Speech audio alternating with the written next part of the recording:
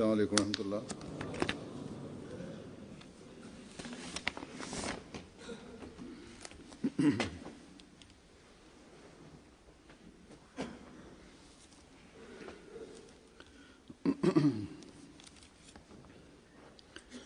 أشهد أن لا إله إلا الله وحده لا شريك له وأشهد أن محمدا عبده ورسوله أما بعد فأعوذ بالله من الشيطان الرجيم بسم الله الرحمن الرحيم الحمد لله رب العالمين الرحمن الرحيم مالك يوم الدين إياك نعبد وإياك نستعين اهدنا الصراط المستقيم صراط الذين أنعمت عليهم غير المغضوب عليهم ولا الضالين.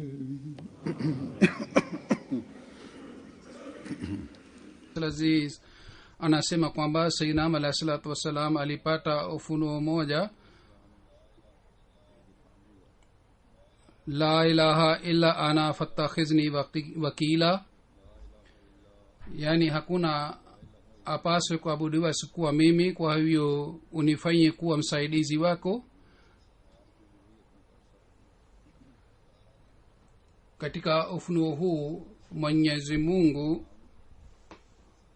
alimbashiria Sayyidina alayhi salatu wassalam kwamba wewe hutakiwi utafute msaidizi mwingine au angalia hapa na pale kwa ajili ya msaidizi wako. Mimi mwenyewe nitarekebisha kazi zako zote, nitaiweka baraka katika kazi zako na nitaendesha kazi zako.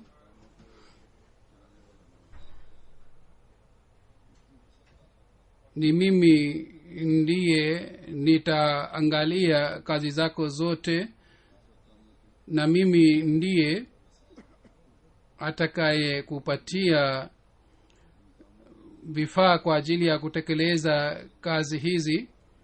Wakati wewe umenichagua kuwa maabudiwa wako,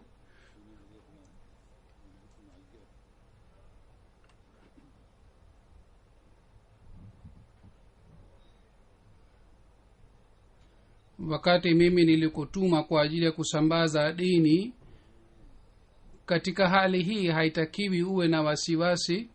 Mimi mwenyewe nina nguvu ya kurekebisha kazi zako zote, na nitafanya hivi, nitarekebisha kazi zako zote. Lifa mtukufu anasema Sayyidina alayhi salatu wassalam mwenyewe pia alieleza tafsiri ya ufunuo huu kwamba ni mimi ndiye, kwamba katika kila kazi ni msaidizi wako. Mungu anasema hivi, basi wewe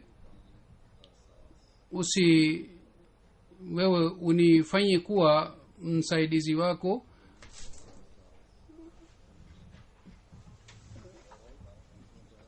na usiwategemee wengine wala usidhani kwamba wengine watakusaidia. Sayyidina alayhi salatu wassalam anasema kwamba kwa kupata ufunuo huu nilipata hofu na moyo wangu ulitetemeka sana kwa sababu ya kupata ufunuo huu, kwamba labda Mwenyezi Mungu anaona kwamba jumuiya yangu haipaswi kwamba Mwenyezi Mungu ataje jina lake. Sayyidina alayhi salatu wassalam alikumbusha wanajumuiya kwamba ufunuo huu ni wa aina hii, kwamba kila mwanajumuiya anatakiwa akumbuke kwamba Allah subhanahu wa ta'ala hahitaji huduma zenu wala hahitaji msaada wenu wala hahitaji mujitolee kwa ajili yake. wakati yeye alipoanzisha silsila hii jumuiya hii, yeye mwenyewe atafanya mpango wa kuendesha jumuiya hii. Sayyidina alayhi salatu wassalam aliwaambia wanajumuiya kwamba nafasi ya kutoa huduma mnayopata muone kwamba hii ni fadhila za Mwenyezi Mungu juu yenu. Basi wanajumuiya wakaelewa nasaha hii ya Sayyidina alayhi salatu wassalam, na kwa ajili ya kupata fadhila za Mwenyezi Mungu wao kwa ajili ya kusambaza ujumbe wa Sayyidina alayhi salatu wassalam wakawa tayari kwa ajili ya kujitolea, na katika hii ilikuwa kutoa mali yao pia katika maisha yake pia. Na baada ya maisha Sayyidina alayhi salatu wassalam, wanajumuiya wanaendelea kuonyesha mifano hii ya kujitolea. Wanajumuiya wanaojitolea hawadhani kwamba wanafanya ihsani juu ya jumuiya, bali wanapopata nafasi hii ya kujitolea wanamshukuru Mwenyezi Mungu kwa kupata nafasi hii. Katika ufunuo huu pia kuna ishara hii kwamba baada ya Sayyidina alayhi salatu wassalam, nidhamu ya uhalifa pia izingatie jambo hili, kwamba kwa kutimiza utumishi wa Mwenyezi Mungu, kwa kuwa wanadamu na watumishi wa Mwenyezi Mungu, tunalazimika kuomba msaada kutoka kwake na tunalazimika kumtegemea yeye. Katika hali hii, katika kila kazi Mwenyezi Mungu ataendelea kutupatia urahisi, na yeye mwenyewe atarekebisha kazi zetu,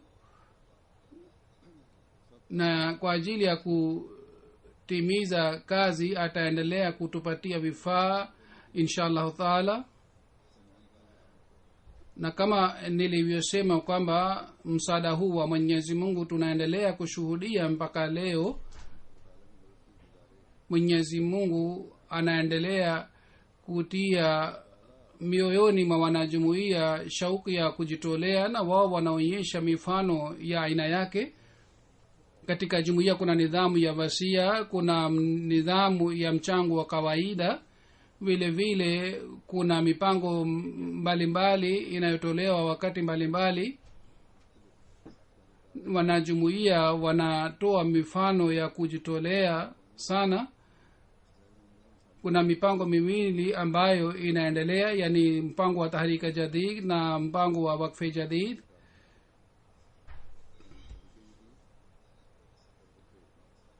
Mpango wa Wakfe Jadid mwanzoni ulikuwa kwa ajili ya Pakistan, baadaye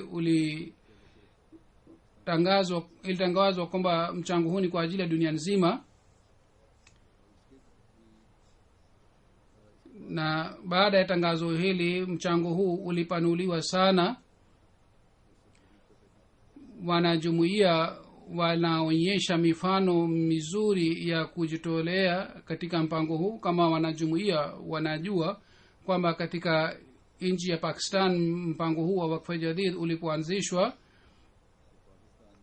mpango huu ulianzishwa kwa ajili ya malezi vijijini na vile vile kwa ajili ya kuboresha mahubiri. Mpango huu wa Wakfe Jadid ulianzishwa. Baadaye mpango huu ulipotangazwa kwa ajili ya dunia nzima, wakati ule pia mpango huu kulikuwa na lengo maalum kwa ajili ya maeneo kadhaa. Mchango huu ulipangwa utatimiwa,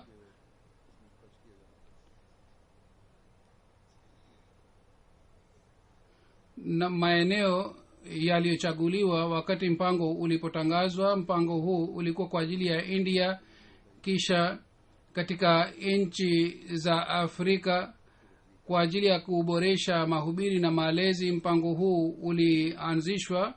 Kijana moja aliniuliza swali moja kwamba wakati Wakfe Jadid umetangazwa kwa ajili ya dunia nzima, mwanzoni ilikuwa kwa ajili ya India na Pakistan, sasa kuna haja gani ya kuendelea na mpango wa Tahrika Jadid? Lengo lake ni nini? Hazuru anasema labda mtu mwingine pia atakuwa na swali hili kwamba kuna mipango mingi ya michango, lengo la mipango hii ni nini? nieleze maelezo yake kidogo hapa kwamba kama nilivyosema kwamba mchango wa wakfu jadid ulikuwa kwa ajili ya nchi kadhaa na kwa ajili ya maeneo kadhaa kutoka nchi za ulaya na kutoka katika nchi za tajiri. Mchango unayokusanywa, mchango huu unatumiwa katika india na katika vijiji vya india hata halifa wa 4 alipotangaza wakfu jadid kuwa mchango kwa ajili ya dunia nzima. Lengo la kuanzisha mchango huu kwa ajili ya dunia nzima ilikuwa hii kwamba matumizi ya kadhian yatafanywa kutoka katika mchango wa wakfu jadid, na matumizi yanayofanywa kutoka katika mpango wa tahrike jadid, matumizi haya yanafanywa sehemu yoyote ya dunia mahali ambapo msaada unatakiwa kutoka kwa makao makuu, kule msaada unapelekwa kutoka katika mchango wa tahrike jadid. Ilmuradi kwa mchango wa wakfu jadid mipango mingi inafanywa katika nchi maskini au katika nchi mahali ambapo msaada unatakiwa. Katika mwezi wa Januari mwaka mpya wa wakfu jadid unatangazwa. Kwa hiyo leo mimi nitazungumza kuhusu wakfu jadid na vile vile nitatangaza mwaka mpya wa wakfu jadid na vile vile nitaeleza taarifa ya mwaka jana kama ni desturi yetu. Kwa fadhila za Mwenyezi Mungu mwaka 58 wa wakfu jadid umekwisha tarehe 31 wa Disemba. Katika mwaka huu uliokwisha, kwa fadhila za Mwenyezi Mungu, mchango wa wakfu jadid uliokusanywa ni 168,051 na makusanyo haya 682,125 paundi ni zaidi kuliko mwaka jana. Mwaka huu tena Pakistan imeshika nafasi ya kwanza katika makusanyo ya mchango wa wakfu jadid. Kabla sijaeleza nafasi ya nchi zingine, nataka kueleza maelezo kidogo ya mchango wa wakfu jadid. Kama nilivyosema kwamba katika mwaka 2015 katika wakfu jadid 168,091 paundi ilikusanywa. Sehemu 3 ya makusanyo haya yanabaki katika nchi ambapo maendeleo hayapatikani kule mchango unapokusanywa. Kwa hiyo sehemu 3 ya mchango huu inakuja kutoka katika nchi hizi. Kwa hiyo mchango huu unayokusanywa kule unabaki pale pale na unatumiwa pale pale. Inayobaki sehemu 2. Katika sehemu hizi 2, nusu kama alivyosema halifa wa 4 na alianzisha kwa lengo hili kwamba matumizi haya yafanywe katika kadhiana katika jumuiya za ya India, na sehemu ya mwisho ya 3 inayobaki ni inatumika katika nchi za Afrika na vile vile katika nchi zingine. Katika India mpaka leo mwaka huu pia misikiti 19 ilijengwa na misikiti 2 inajengwa. Mwaka huu mission house 23 zilijengwa na mission house 4 bado ipo katika maandalizi ya ujenzi.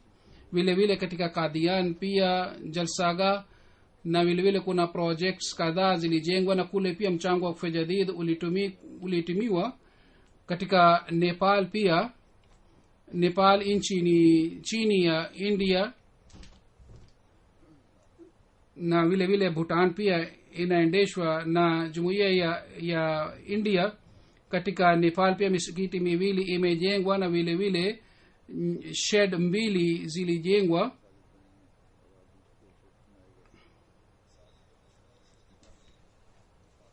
Katika ujenzi wa misikiti na nyumba za wabashiri zinaangaliwa sana katika India.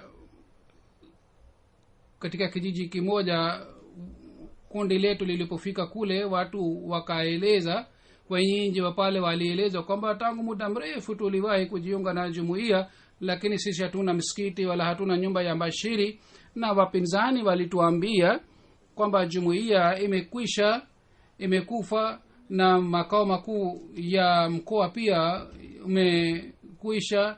Sasa nyinyi ni bora muache jumuiya, msibaki katika jumuiya. Kwa hiyo Huzuri anasema watu wengi waliojiunga zamani walipotea kwa sababu ya kutokuwa na uhusiano, na maadamu sisi hatuna misikiti au nyumba za wabashiri, na maadamu sisi hatuna walimu, hatuwezi kuimarisha jumuiya hizi. Ndio maana watu wanauliza swali kwamba watu wengi waliojiunga wameenda wapi. Huzuri anasema wao walipotea kwa sababu ya kutokuwa na uhusiano. Sasa hivi mpango umepangwa hivi kwamba mahali ambapo bayat zinapatikana na wanajumuiya wanakuwa wengi katika idadi, kule misikiti ijengwe kule katika Afrika na katika India na vile vile katika nchi zingine pia, na pamoja na hii nyumba za wabashiri pia zijengwe. Pamoja na hayo kazi zinayofanyika, matumizi yanafanyika katika India. Tarbiyat classes zilifanyika na vile vile refresher courses pia zilifanywa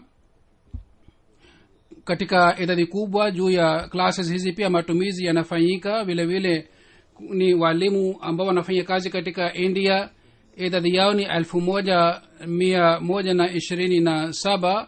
Kuna matumizi yao na vile kuna makazi yao na vile vile kuna matumizi mengine makubwa. Vile vile katika Afrika pia katika nchi 26 tuna walimu 1287. vile vile pamoja na kujenga misikiti, nyumba za walimu pia zilijengwa mwaka huu.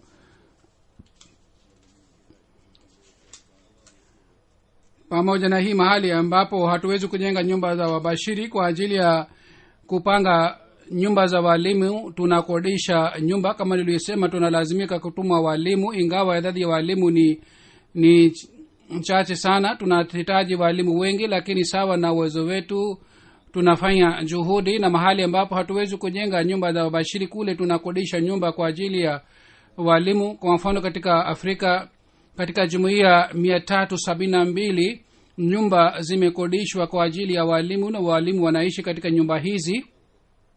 Mwaka huu katika Afrika misikiti 132 zilijengwa na misikiti 47 zinajengwa bado, na mpango wao ni kwamba wanataka kujenga misikiti 95 zaidi mwaka huu kutoka katika mchango wa Wakfu Jadid. Kisha katika nchi 18 za Afrika mission houses 82 zimeshajengwa.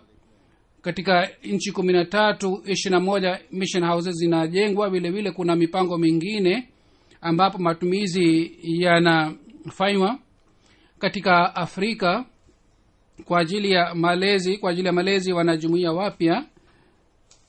Tarbiyat classes na vile vile refresher courses pia zinafanywa.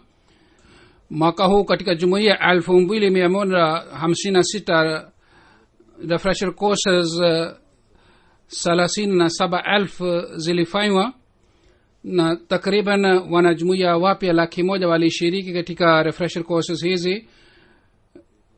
Maimamu 1132 walipata malezi kutoka katika refresher courses hizi. Vile vile kwa ajili ya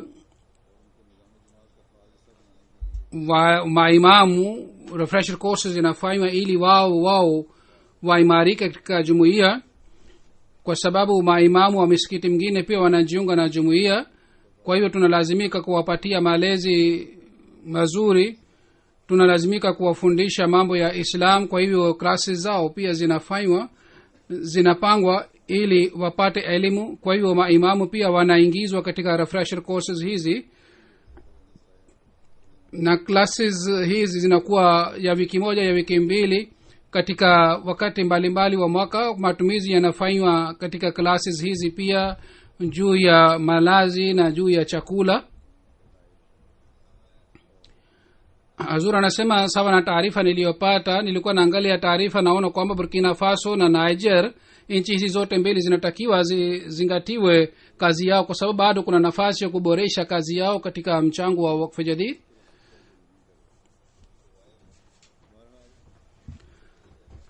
Sasa nitaeleza maelezo ya watoaji wa mchango. Mwanzoni nilisema kwamba kiasi hiki mchango uliongezeka. Sasa idadi ya watoaji imeongezeka kiasi gani na watoaji wangapi? 2010 watoaji walikuwa 600,000. wakati ule nilisihi jumuiya kwamba waongeze watoaji wa mchango, kwa sababu bila hii malezi hayawezi kufanyika. Mwaka huu kwa fadhila za Mwenyezi Mungu idadi ya watoaji imefika zaidi ya 12,000, lakini bado nafasi ya kuongeza watoaji ipo, kwa sababu kama nilivyosema kwamba kuwakumbusha wanajumuiya upande wa mchango ni muhimu sana. bila hii Mwenyezi Mungu anasema kwamba imani haiwezi kuimarika au kupata maendeleo. Kisha ni nizamu ya mchango ni aina hii kwamba kwa sababu ya hii tunawasiliana na wanajumuiya, na wale wanaotoa mchango wenyewe wanashuhudia baraka za mchango, kwa hivyo wao wanapata shauku. Naeleza sasa matukio ya utoaji wa mchango. Mbashiri kutoka Tanzania anaandika kwamba mwanamke mmoja ambaye alijiunga na jumuiya mwezi mmoja uliopita, yeye ni mwenyeji wa kijiji fulani. Yeye alipoambiwa kuhusu baraka za wakfu jadid akasema, sasa hivi mimi sina fedha, lakini kwa sababu mwaka wa mchango unakuisha, mimi sitaki ninyimwe haki baraka za mchango, kwa hiyo msubiri kidogo. Akaenda nyumbani kwake, akachukua mayai ya kuku, akaenda sokoni na akauza yale mayai, na akapata 2,000 shilingi, na 2,000 aliyopata akatoa katika mchango wa wakfu jadid. Hazur anasema alijiunga na jumuiya mwezi moja tu uliopita, lakini yule mwanamke akajua kwamba kutoa mchango ni muhimu sana, ndio maana ametoa mchango. Vile vile kuna habari ya mwanamke mwingine, yeye pia ni mwanajumuiya mpya. Anasema kulikuwa hakuna kitu chochote nyumbani kwa ajili ya kula yoyote nilikuwa ninayo, nilitoa mchango, lakini alikuwa na kaka yake mmoja. Hii si hapana, samahani, hii sio tukio la kaka, bali huyu mwanamke anasema alitoa mchango, alikuwa anayo, na alikuwa anamdai mtu fedha kiasi fulani ambaye alichukua mkopo kutoka kwake. Mara alipotoa mchango, yule bana akampigia simu kwamba ninayo fedha yako, unaweza kuja na kuchukua fedha yako, na ile aliyorudisha ilikuwa 5% au 6 zaidi kuliko mchango aliotoa. Kisha kuna mwanamke mmoja kutoka Gambia, miaka 2 iliyopita alijiunga na jumuiya, na tangu miaka 10 aliwahi kuolewa. Mwaka jana alipokumbushwa kuhusu mchango wa wakfu jadid, yeye sawa na uwezo wake akatoa mchango. Kisha aliniandikia pia kwa ajili ya maombi. Mwenyezi Mungu akafanya fadhila zake. Mwenyezi Mungu amempatia huyu mwanamke watoto 2 mapaja, na yeye anasema sasa mimi nimejua baraka ya mchango ni nini. Kisha Amir Saheb kutoka Gambia anaandika kwamba mtu mmoja ambaye ni mwenyeji wa kijiji, tangu mwaka mmoja alikuwa anaumwa, na kwa sababu ya ugonjwa wake alikuwa hawezi kutembea wala hawezi kufanya kazi yoyote. Kwa sababu ya hii hali ya uchumi wake iliharibika sana. Mwaka jana alipokumbushwa kuhusu mchango wa wakfu jadid, alikuwa na dalasi 5 ambayo alipewa kama ni sadaka kutoka kwa mtu mwingine. Akatoa dalasi 5 ile alikuwa anayo katika mchango wa wakfu jadid. Anasema Mwenyezi Mungu akamjalia fadhila kiasi hiki kwamba yule ambaye alikuwa hawezi kutembea, sasa Mungu ameweka baraka kiasi hiki katika kazi yake kwamba ana wanyama wengi sana. Vile vile yeye ni mkulima, analima shamba. Anasema yoyote ninayo siku hizi mimea nimeanza kupata mizuri, vile vile nimepata wanyama wengi sana. Hayo yote ni baraka ya mchango niliyotoa. Kutoka Gambia Amisa wanaandika, mwanamke mmoja ambaye mume wake alikuwa amepotea miaka 7 iliyopita alikuwa na wasiwasi sana kuhusu mume wake. Watu walikuwa wanamwambia kwamba miaka 7 amepita hajaja, labda amefariki, kwa hiyo ufunge doa mpya. Lakini akasema hapana, mimi sitafanya hivi. Yeye alipokumbushwa kuhusu mchango wa wakfu jadid akatoa dalasi 5 ya mchango wa wakfu jadid. Anasema baada ya kutoa mchango huu nikapata utulivu wa moyo, na kisha si hii tu kwamba nilipata utulivu, bali baada ya miezi miwili ghafla mara moja mume wake akafika nyumbani kwake, ambaye alipotea kwa sababu fulani au alienda mahali ambapo alikuwa hawezi kurudi. Kwa hiyo hali ya nyumbani kwake ikawa nzuri, mume wake akarudi, na Mwenyezi Mungu akampatia binti pia. Kutoka Finland mtu mmoja anaandika kwamba niliahidi kwamba nitatoa mchango 510 euro, lakini nikaona kwamba kwa hali yangu si nzuri, kwa hiyo nitatoa mchango euro 100 tu, kwa sababu zaidi ya hii, kwa sababu ya hali siwezi kutoa zaidi ya hii. Anasema Mungu akanikamata hivi kwamba siku moja ghafla gari yangu ikaharibika barabarani. Nilipopeleka kwa ajili ya ukarabati, kwa ajili ya kurekebisha gari, bili ya matumizi niliyopata ilikuwa sawa sawa na ahadi yangu niliyoahidi mwanzoni, yani euro 510. Kwa hiyo mara baada ya kufika nyumbani akasema kwamba Mwenyezi Mungu amenipatia funzo. Kwa hiyo mara moja akatoa mchango wake wa wakfu jadid 510 euro. Mwanamke mmoja ambaye ni mkuu wa shule kutoka Sierra Leone, yeye anasema mbashiri akanikumbusha kuhusu mchango. Wakati ule nilikuwa sina hela, niliwahi kutoa mchango yote nilikuwa ninayo. Nilikuwa na kaka mmoja ambaye alikuwa Mkristo na alinikashirikia na alikuwa analazimisha mimi pia niwe Mkristo. Kwa hiyo yeye aliniacha na akaenda huko Marekani.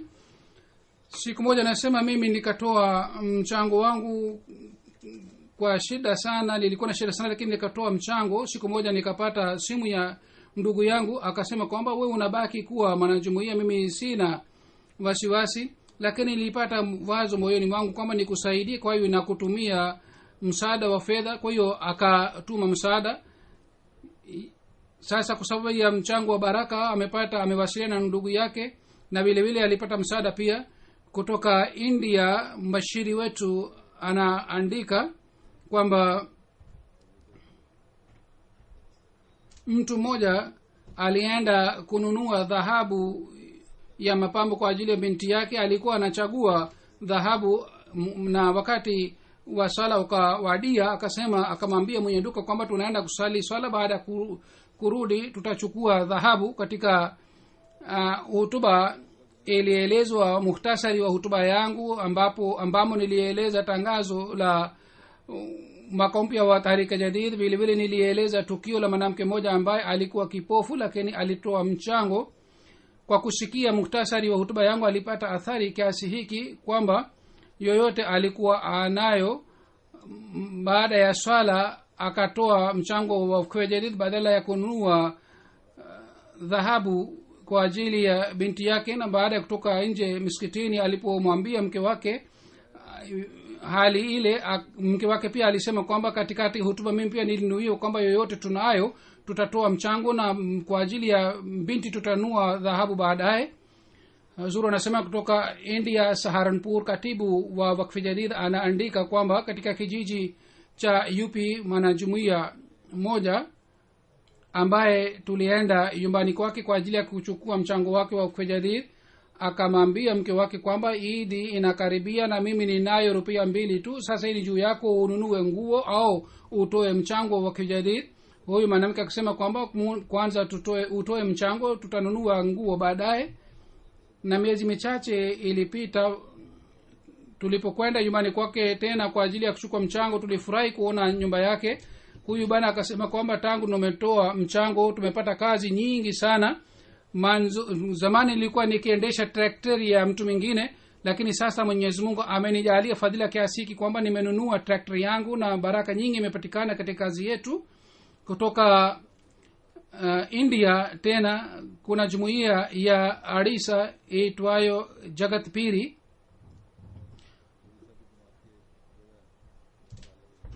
Mtu mmoja wa kule alichukua mkopo mkubwa sana, na kwa sababu yeye alikuwa anaona haya na alikuwa anajificha hapa na pale, kwa hiyo akahamia Hyderabad. Kwa sababu yeye alipojulikana kwamba amehamia Hyderabad, mbashiri au inspector sahib aliwasiliana naye na akamkumbusha kuhusu mchango. Kwa vyovyote huyu bana akatoa mchango wake na akaanza kuwasiliana na jumuiya.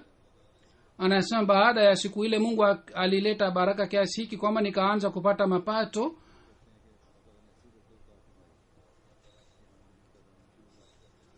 na Mwenyezi Mungu alinijalia nililipa mkopo yote, na si hii tu kwamba nililipa mkopo bali nilinunua nyumba yangu. Sasa yeye aliandika ahadi yake mara chungu mzima zaidi kuliko zamani. Inspector sahib wa Bengal anaandika, jumuiya ya Darjeeling, kuna mwanajumuiya kule alijiunga na jumuiya miaka 10 iliyopita. Anatoa michango kila wakati. Mwaka huu tulipowasiliana naye akasema kwamba baba yangu alifanywa upasuaji, kwa hiyo 100,000 rupiah imetumika, kwa hiyo hali ya uchumi si mzuri. Huyu bana aliahidi kwamba atatoa 22,000 rupiah, akapunguza mpaka 17,000, lakini katibu alipokwenda kuchukua mchango akasema akatoa 22,000 rupiah, na akasema kwa nini nipunguze katika ahadi yangu. Huzuri anasema kwamba hivi Mwenyezi Mungu anaimarisha imani, na Mungu mwenyewe anakumbusha kwamba mutoe katika njia ya Mwenyezi Mungu ili mupate fadhila za Mwenyezi Mungu zaidi kuliko zamani. Kutoka Mauritius, mwanajumuiya mmoja anaeleza kama 2015 wakati mwaka mpya wa Jadid ulipotangazwa, anasema nikaanza kufikiria kwamba mimi sijawahi kutoa mchango huu katika maisha yangu.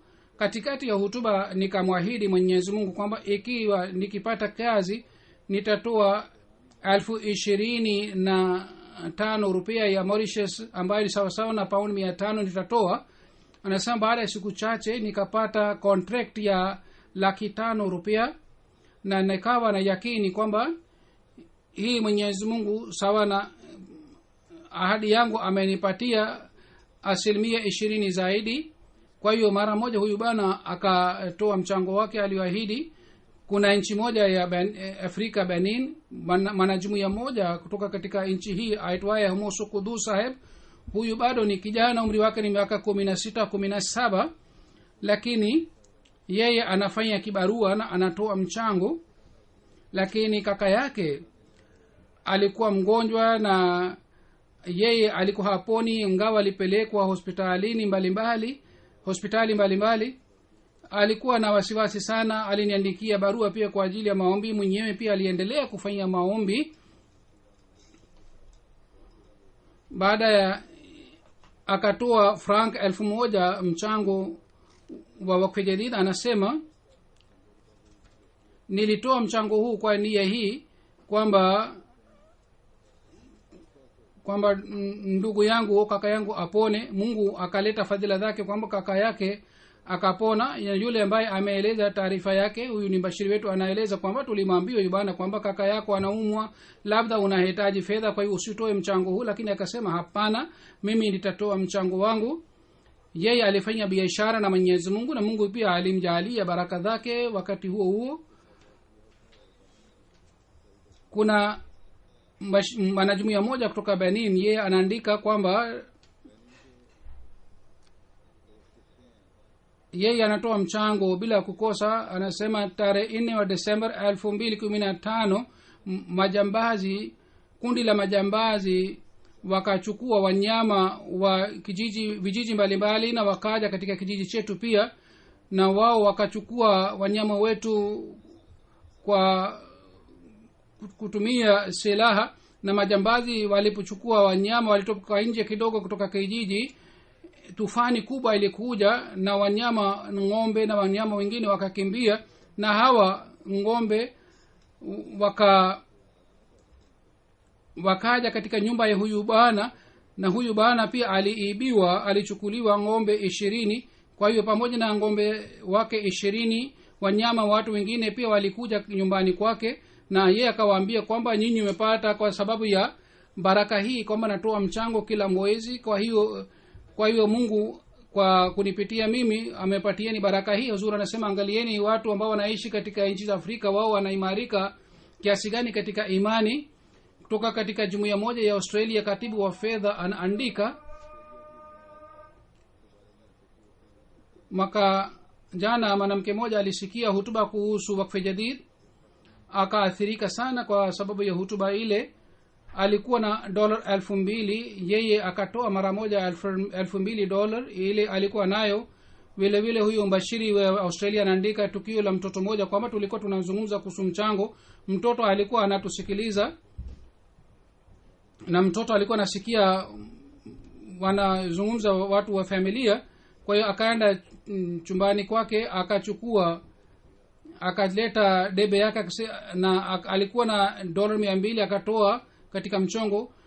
Amisa wa Norway anaandika kwamba kuna mwanamke mmoja mwanajumuiya mpya wa Norway, yeye alipokumbushwa kuhusu mchango akatoa pound 200 mara moja. Baada ya siku chache huyu mwanamke akasema kwamba siku ambayo nilitoa mchango, kesho yake bosi wangu akaongeza pound 200 katika mshahara wangu, ingawa mimi sikumuomba kwamba aongeze mshahara wangu.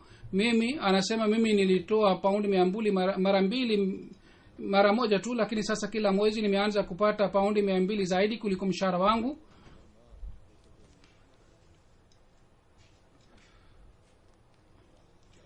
Kutoka Kongo Kinshasa kuna mwanajumuiya mmoja ambaye amejiunga na jumuiya hivi karibuni. Yeye alipoambiwa kuhusu nidhamu ya mchango wa jumuiya akatoa mchango mara moja. Huyu mwanajumuiya mpya anasema kwamba kwa sababu ya kutoa mchango hali yangu ya uchumi imeboreka sana. Zamani nilipokuwa nikifanya biashara yoyote nilikuwa sipati manufaa, lakini tangu nimeanza kutoa mchango Mungu ameleta fadhila kiasi hiki kwamba sasa mimi nina wanyama na ng'ombe, na vile vile baraka nyingi imepatikana katika kazi yangu.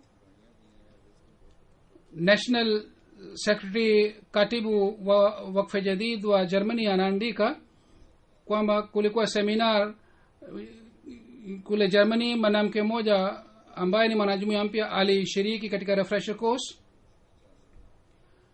na yule mwanamke alipoambiwa kuhusu mchango wa wakfu jadid akatoa €400. Huyu mwanamke peke yake ni mwanajumuiya katika jumuiya, amepata upinzani kali sana. Mwenyezi Mungu alete fadhila zake na aondoe upinzani huu. Amir Saheb wa Canada anaandika kwamba khadim mmoja, kijana mmoja ambaye alitoa $25,000 katika Humanity First kwa ajili ya watu waliohamia kutoka Syria, na alisema kwamba jina lake lisitajwe sehemu yoyote kwamba ametoa kiasi hiki. Yeye alikuwa katika mstari wa kwanza wa kutoa mchango wa wakfu jadid. Alipokumbusha kuhusu mchango alisema atatoa katika mstari wa pili, lakini wakati wa kutoa mchango ulipowadia akatoa sawa na mstari wa kwanza mchango wako wa wakfu jadid. Mbashiri wa Tanzania anaandika kwamba bwana mmoja ambaye alisilimu kutoka katika Ukristo anasema kwamba mwaka jana katika Ramadhan soko ilipata moto na maduka yalichomeka, na duka langu pia lilichomeka na vifaa vyote vilichomeka, na mimi nilikuwa nategemea duka moja tu, nilikuwa sijui nifanye nini. Wenye maduka wengine wakasema, wakanishauri kwamba nichukue mkopo kutoka benki na nifanye biashara kama wao wanafanya, lakini nikasema kwamba Mungu anajua hali yangu na mahitaji yangu. Hazuri anasema angalieni tegemeo lake, yani aliposilimu kiasi gani aliimarika katika imani. Akasema mimi sitafanya kazi kwayo Mwenyezi Mungu amekataa, yani mimi sitachukua mkopo kwa sharti ya riba. Anasema wanajumuiya wengine wakanisaidia kiasi fulani,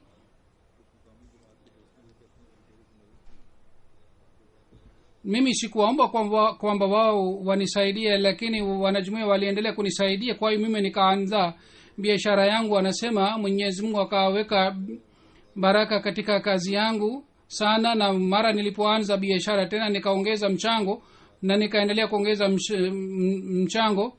Katika miezi 6 tangu nilipoanza biashara, Mungu akaweka baraka kiasi hiki katika biashara yangu kwamba nilifanya biashara kiasi hiki kwamba sikuwahi kufanya zamani. Mke wangu pia alikuwa anaumwa, yeye pia hali yake imekuwa mzuri. Anasema yote ni kwa sababu ya kutoa katika njia ya Mwenyezi Mungu.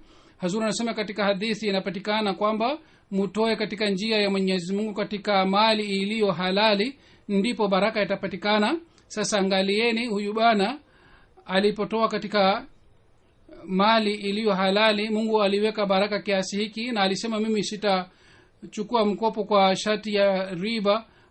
Kwa hivyo akaanza kufanya biashara kwa hela ndogo, Mungu akaweka baraka. Na Mtume Muhammad sallallahu alaihi wasallam alisema kwamba hata kama tende moja inatolewa katika mali iliyo halali, Mungu anafanya tende ile kuwa mlima. Kama mtoto wa mnyama mdogo anakuwa mkubwa, vile vile biashara inafanywa kwa njia ya halali, Mwenyezi Mungu anaongeza biashara ile. Hazur nasema kama niliyosema, nitatoa taarifa ya mwaka jana. Baada ya Pakistan, nchi zilizoshika nafasi mwaka huu, nafasi ya kwanza ilishika nchi ya Uingereza UK, ya pili ni Marekani, Germany imeshika nafasi ya 3, Canada nafasi ya 4, India 5, Australia 6, Indonesia 7, na kuna nchi moja ya Middle East iliyoshika nafasi ya 8. Belgium ni nafasi ya 9 na Ghana imeshika nafasi ya 10.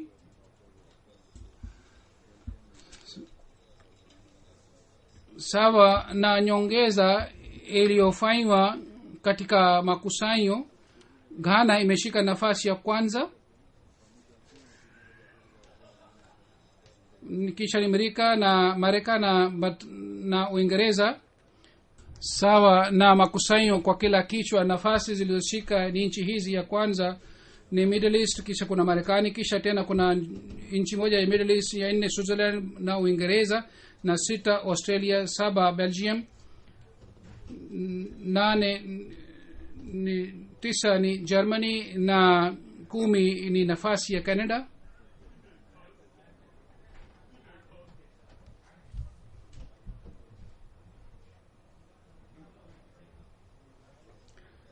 Kama nilivyoeleza kwamba kwa fadhila za Mwenyezi Mungu, mwaka huu watoaji wa mchango wa Wakfe Jadid ni jumla 12,035, na idadi hii ni 600,000 zaidi kuliko mwaka jana. Sawa na nyongeza ya watoaji, nafasi iliyopatikana nje ya Afrika ya kwanza ni India, Canada, Uingereza na Marekani. Nchi hizi imefanya kazi kubwa sana, lakini idadi ya watoaji iliongezeka zaidi kuliko Afrika ya kwanza. Nigeria, Cameroon, Guinea Conakry, Niger, Burkina Faso, Mali na Benin, Tanzania na Uganda. Hizi ni nchi zilizoshika nafasi katika kuongeza idadi ya watoaji wa mchango wa Wakfe Jadid mwaka huu. Katika mchango wa watu wazima, jumuiya 3, ya kwanza ya Pakistan, ya kwanza ya Lahore, ya pili ni Rabwa na ya 3 ni Karachi. Katika makusanyo ya mchango wa Wakfe Jadid, wilaya ya Pakistan vilioshika nafasi ni wilaya hivi. Ya kwanza ni Faisalabad, Islamabad, Sargoda, Gujranwala, Gujarat, Multan, Umarkot, Narowal, Hyderabad na Bahawalpur. Katika ofisi ya watoto, jumuiya 3 za Pakistan, ya kwanza ni Lahore, ya pili ni Karachi, ya 3 ni Rabwa. Na wilaya vilioshika nafasi katika makusanyo ya mchango wa Wakfe Jadid ya watoto, ya kwanza ni Islamabad, Faisalabad, Gujranwala, Gujarat, Hyderabad. Number 6 ni Dera Ghazi Khan, number 7 ni Multan, number 8 ni Kotli Azad Kashmir, number 9 ni Mirpur Khas, na number 10 ni Peshawar. jumuiya 10 za Uingereza. Ya kwanza ni Worcester Park, kisha Rains Park, Birmingham West, Masjid Fazl, Wimbledon Park, Gillingham, Cheam South, New Malden, kisha Bradford South na Glasgow. Na mikoa ilishika nafasi katika makusanyo michango ya Uingereza ni Midlands ya kwanza, North East, London A na London B na Middlesex. sawa na makusanyo jumuiya 10 za Marekani, Silicon Valley, Seattle, Detroit, Central Virginia, Los Angeles East, Silver Spring, York, Harrisburg, Boston, Houston North na Dallas. sawa na makusanyo jumuiya 10 za Germany ni hivi: Hamburg ni kwanza, Frankfurt, Grossgau, Wiesbaden, Moorfelden, Redorf. jumuiya 10 za Germany zilizoshika nafasi katika makusanyo wa mchango wa kufedhadid ya kwanza ni Rodermark, Neuss, Redberg, Lorisheim, Koblenz, Hanau, Hannover, Nida, Weingarten na Fulda. mikoa 3 ya Canada ni Calgary, Vaughan na Vancouver. na jumuiya 5 ya kwanza ni Milton, Georgetown imeshika nafasi ya kwanza, ni Kitchener, Durham, Edmonton West, Saskatoon North na Ottawa West. jumuiya 5 za Canada zilizoshika nafasi katika mchango wa kufadhili wa watoto ya kwanza ni Durham, Calgary North West, Milton, Georgetown, Peace Village East na Woodbridge. Huzuri anasema nimeshawahi kukumbusha mara chungu mzima kwamba katika ofisi ya watoto kama kazi inafanyika huko Canada, nchi zingine za dunia zinatakiwa zizingatie mfano wao na wanatakiwa wafanye kazi sawa na jumuiya ya Canada. Kuhusiana na hii nieleze jambo hili pia kwamba ofisi ya watoto inakuwa katika wakfu jadid, haipatikani katika tahrika jadid. mikoa ya India ni hivi: Kerala, Tamil Nadu imeshika nafasi ya pili, Jammu Kashmir na Telangana, Karnataka, West Bengal, Odisha, Punjab, Uttar Pradesh, Delhi, kisha Maharashtra. na jumuiya zilizoshika nafasi katika makusanyo ya kwanza ni Karalai, Calicut, Hyderabad, Pathaparyam, Kadian, Kannur Town, Calcutta, Solor, Bangalore, Pengadi na Vishinagar. jumuiya 10 za Australia zilizoshika nafasi ni kwanza ni Melbourne South, Castle Hill, Mondrian, Bezith, Adelaide South, Plympton, Brisbane South, Brisbane Logan, Marsden Park na Blacktown. Hazur Naslam, kama niliyosema katika Australia, mtu mmoja aliniuliza swali kwamba katika wakfa jadid kuna ofisi ya watoto, je katika tahrika jadid pia ipo? Hazur Naslam iwe wazi kwamba katika tahrika jadid hakuna ofisi ya watoto, lakini wakfa jadid kuna ofisi ya watoto na watoto wanakumbushwa kuhusu mchango wao. Mwenyezi Mungu awabariki wale wote ambao waliotoa mchango na aweke baraka sana katika mali yao na nafsi zao, na mwaka huu Mwenyezi Mungu awajalie waongeze mchango wao na vile vile idadi ya watoaji pia iongezeke. Hazuru nasema baada ya swala nitaswalisha jeneza 2 za ghaibu. Jeneza ya kwanza ni ya bwana Muhammad Aslam Shad Mangla Sahib ambaye tarehe 31 2015 usiku saa 4:40 alifariki katika umri wa miaka 71. Inna lillahi wa inna ilaihi rajiun. alikuwa na maradhi ya moyo. Alienda hospitalini kwa ajili ya check up. Kule daktari alipomwangalia akaona hali yako si nzuri, kwa hiyo akalazwa hospitalini, akapata mshtuko wa moyo. aliwekwa katika ventilator, na katika hali hii alipata stroke pia vile vile, akapata mshtuko wa moyo tena vile vile. maradhi ya figo pia kaanza, dialysis ilifanywa. mara ya 3 alipopata mshtuko wa moyo, basi yeye wakati ule yeye alipewa matibabu lakini hakuweza kupona na alifariki. Inna lillahi wa inna ilaihi rajiun. baba yake alikuwa anaitwa Haji Saleh Muhammad Sahib. Alikuwa mwenyeji wa Chakamangala Sargodha. mama yake alikuwa anaitwa Bi Sahibibi.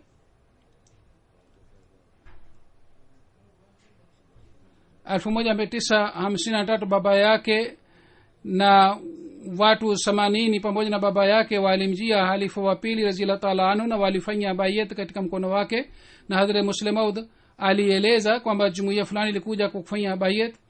Muhammad Aslam Shah pia alikuwa miongoni mwa hawa walienda kwa ajili ya kufanya bayat, na wakati ule umri wake ulikuwa miaka 10.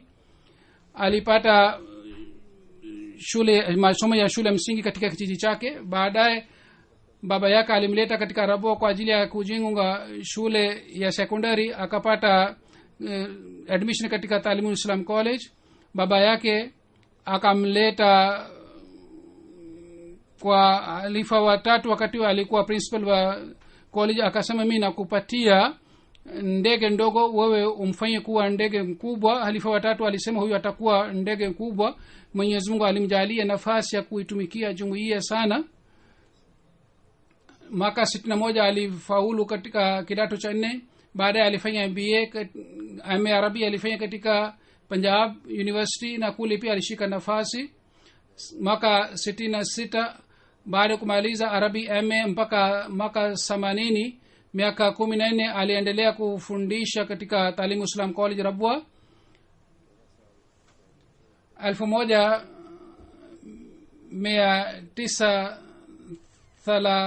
1935 au 4 wakati serikali ilipochukua shule ya jumuiya 1980, serikali ilianza kuwahamisha walimu wa Ahmadiyya katika maeneo mbalimbali. Yeye alitaka kutoa huduma lakini hakuweza kuhama sehemu nyingine, kwa hiyo akastaafu na akamjia halifa wa tatu na akatoa wakfu maisha yake. Halifa wa tatu akasema kwamba uje katika ofisi yangu. Kwa hiyo akaanza kutoa huduma zake katika office ya private secretary. Baada ya miezi mitatu akateuliwa kuwa assistant private secretary. 1982 halifa wa 4 alimteua kuwa private secretary. Mpaka mwisho wa uhai wake aliendelea kutoa huduma zake kwa kuwa private secretary. Halifa wa 4 alipohamia London, wakati ule mwaka moja aliwahi kufanya kazi hapa pia kwa kuwa private secretary. Tangu 82 mpaka kifo chake aliwahi kuwa secretary wa Majlis Shura wa Pakistan. 68 mpaka 83 alitoa huduma zake katika idara mbalimbali za Khudamul Ahmadiyya. 86 mpaka 2015 katika ofisi ya Ansarullah alitoa huduma zake. Alikuwa naib sadr wa Ansarullah. Marehemu ameacha mke na watoto wa kiume 6 na mabinti 3. Mwenyezi Mungu awajalie wao waendeleze mema wa baba yao. Mtoto wake Muhammad Ayya Mangala ni Bashiri katika research cell, na mtoto mwingine ni Atit Mangala ni Wakfeno na anafanya kazi katika lab kama ni technician. Mkwe wake anasema kwamba marehemu alikuwa na sifa chungu mzima na alikuwa akisimama kwa imara wakati wa kupata shida ya aina yoyote, lakini alikuwa haelezi shida alikuwa akipata. Alitoa maisha yake yote kwa ajili ya dini. Asubuhi na mchana na usiku alikuwa akifanya huduma ya dini. Hazuru anasema kwa hakika alitimiza haki ya kutoa wakfu maisha yake. Mimi mwenyewe pia nimeshuhudia. Mtoto wake bana Nair Ahmad anasema kwamba alikuwa akiamka kwa ajili ya sala ya tahajjud na alikuwa akiwasihi watu wa nyumbani. Pia alikuwa akifanya maombi kwa kulia sana. Alikuwa akienda kwa ajili ya kusali sala kwa jamaa. Alikuwa akichukua watoto wake pia pamoja naye. Binti yake anasema alikuwa anamtegemea sana Mwenyezi Mungu. Alikuwa na mwenye subra sana. Alipokuwa akipata shida alikuwa haelezi katika ulimi wake, bali alikuwa akilia mbele ya Mwenyezi Mungu na alikuwa akimwandikia halifa kwa ajili ya maombi. Hata kama ni jambo ndogo au kubwa alikuwa akichukua ushauri kutoka kwa halifa mtukufu. Alikuwa akiwasaidia sana jamaa zake maskini. Mkwe wake anasema kwamba alikuwa na sifa chungu mzima. Alikuwa mpole sana. Alikuwa mtu mwenye bashasha sana. Alikuwa hazungumzi mambo ya ofisi nyumbani kwake. Hata tulipokuwa tukipata taarifa ya ofisi nyumbani alikuwa akisema, wewe umesikia hii habari hii ya ofisi, basi niambie mimi pia. na yeye hakuzungumza mambo ya ofisi nyumbani hata mara moja. mke wake ni binti wa Asal Barwana Sahib anasema baada ya kuoawa kwa baba yangu aliniangalia sana na aliniheshimu sana. Ikiwa kulikuwa shida yote nyumbani alikuwa akichukua ushauri kwa wake wa watoto wake. Na huzuri anasema hii ndiyo ni tiba ya kufanya nyumba kuwa pepo. Mke wake anasema kwamba yeye alitoa kila dakika ya maisha yake kwa ajili ya dini. Alikuwa akipenda sana uhalifa. Dr. Masud al-Sanduri sawa anaandika kwamba tangu miaka 8 na namjua bana Mangala Sahib, najua sifa zake. Katika sifa zake moja wapo hii kwamba alikuwa mnyenyekevu sana na alikuwa mwenye hulka njema sana na mtu mwenye huruma sana na alikuwa na mtu mnyenyekevu hali ya juu. Alikuwa na maradhi ya shukari na moyo. Alikuwa akiswali swala 5 msikitini kwa jamaa. Alikuwa akipenda sana uhalifa. Bashir Ahmad Sahib ambaye ni mtumishi wa ofisi anasema kwamba nimefanya kazi pamoja naye miaka 22. Alikuwa akinitendea vizuri kwa upendo na kwa mapenzi na alikuwa akinielekeza vizuri. Kuna bana Wasim Sahib ambaye ni mtumishi wa ofisi ya PS anasema kwamba nyumba yangu ni pamoja na nyumba ya bana Aslam Sahib. Mama yangu akawa mgonjwa. Bana Aslam Sahib alikuwa akiniuliza mara kwa mara kuhusu hali mama yangu. Bana Dausa ambaye ni mtumishi wa ofisi ya PS anasema nimefanya kazi naye miaka 24 na nilimkuta kwamba ye alinisaidia sana na hata kama ye alikuwa akinikasirikia alikuwa akinipenda pia. Bana Khalid Imran pia ni mtumishi kule katika ofisi ya PS anasema kwamba marehemu alikuwa na sifa chungu mzima lakini alikuwa na sifa ya kusamehe sana. Alipokuwa akimkasirikia mtumishi yote lakini baadaye alikuwa akimsamehe na alikuwa akisafisha moyo wake. Bwana Wasim Zafar Sahib ambaye anafanya kazi hapa katika private office anasema nilikuwa na uhusiano naye kwa muda mrefu sana. Mimi sikumbuki kwamba yeye alimkasirikia mtu au alipigana na mtu, bali kila wakati alikuwa akifanya tabasamu. Atal Mujib Rashid Sahib Imam Masjid London anasema kwamba nilikuwa na urafiki naye tangu muda mrefu. Katika ofisi ya Khudamul Ahmadiyya tulifanya kazi pamoja. Baadaye pia niliendelea kuwasiliana naye. Alikuwa akipenda sana uhalifa. Anasema wakati ile kama Arab kipindi hiki kilipoanzishwa mara chungu mzima halifa wa 4 rahimahullah taala aliniagiza kwamba niwasiliane naye na nichukue maelezo kadhaa kutoka kwake. Yeye alikuwa akinitumia maelezo haraka na mimi nilikuwa nikimpatia halifa wa 4. Malik Wasim Sahib anasema kwamba mimi nilikuwa mnazim khidmat khalq na marehemu alikuwa muhtamim. Wakati fulani ajali ilipatikana saa 6:30 alikuja nyumbani kwangu kwa baiskeli akasema kwamba ajali fulani imepatikana, wagonjwa wamepelekwa hospitalini, uchukue vijana na uende nao. Nimepanga gari na uende na vijana na upange damu kwa ajili ya wagonjwa kwa sababu wao wanahitaji damu. Anasema ilikuwa msimu wa baridi. Nikamwambia unywe chai, akasema kwamba sasa hakuna nafasi ya kunywa chai kwa sababu watu wanakufa kwa sababu ya ajali, uende mara moja. Na wakati ule marehemu alikuwa na mafua na homa, lakini alitimiza jukumu lake hivi kwamba mwenyewe akaja na akatayarisha timu ya watu na akawapeleka kule Faisalabad. Hazur anasema sifa zote zilizoelezwa na watoto na wengine hakuna exaggeration hata kidogo. Hata mimi naona kwamba alikuwa na sifa zaidi kuliko hizi zilizoelezwa. Mimi pia namjua tangu muda mrefu na labda nilisoma naye pia katika college siku kadhaa. Manzoni alipokuja katika college katika Khudamul Ahmadiyya na katika Ansarullah pia nimefanya kazi pamoja naye.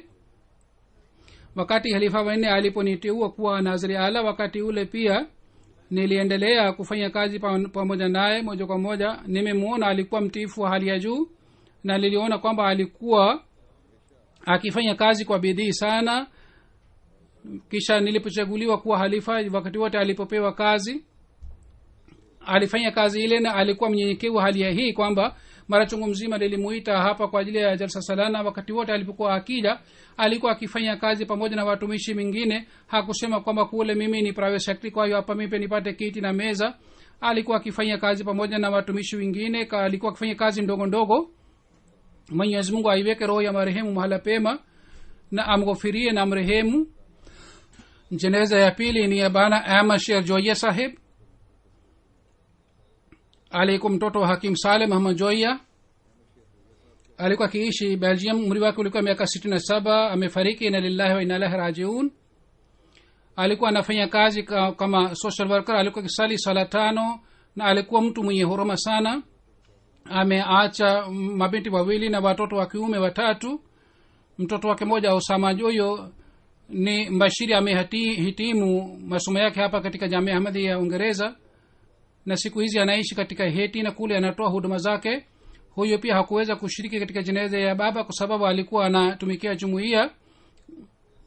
Dr. Sahib kwa sababu ya cancer, Dr. alimwambia kwamba huyu hawezi kuishi zaidi, ataishi siku kadhaa, siku chache tu. bana Usama Joia Mbashiri alikuja hapa wakati ule na alikuwa na wasiwasi sana kuhusu ugonjwa wa baba yake, lakini marehemu akamwambia mtoto wake kwamba kazi yako ni kutumikia jumuiya, usijali kuhusu ugonjwa wangu, uende kule katika uwanja wa mahubiri na ufanye kazi uliopewa kutoka kwa halifa mtukufu. kwa hiyo alimlazimisha aende. mtoto alipokwenda baada ya siku chache alifariki. Mwenyezi Mungu aiweke roho yake mahala pema, amghofirie bana Usama Joia ambaye anatumikia jumuiya. Mwenyezi Mungu amjalie subra sana na amjalie afanye huduma, atoe huduma ya dini zaidi kuliko zamani, aweze kutimiza matamanio ya wazazi wake kwa fadhila za Mwenyezi Mungu. wabashiri wote waliohitimu masomo yao hapa katika Jamia Ahmadi ya Uingereza wanafanya kazi sana. Mwenyezi Mungu ajalie kwamba unyenyekevu huu na uwezo huu wa kufanya kazi ubaki nao. Amin.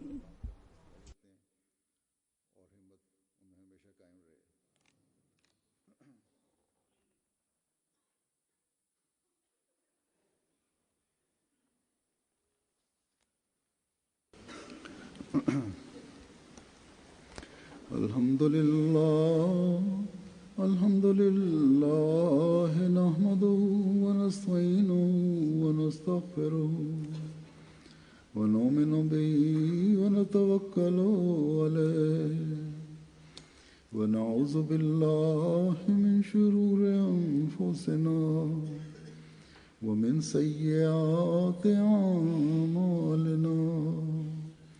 من يهده الله فلا مضل له ومن يضلل فلا هادي له ونشهد أن لا إله إلا الله ونشهد أن محمدا عبده ورسوله.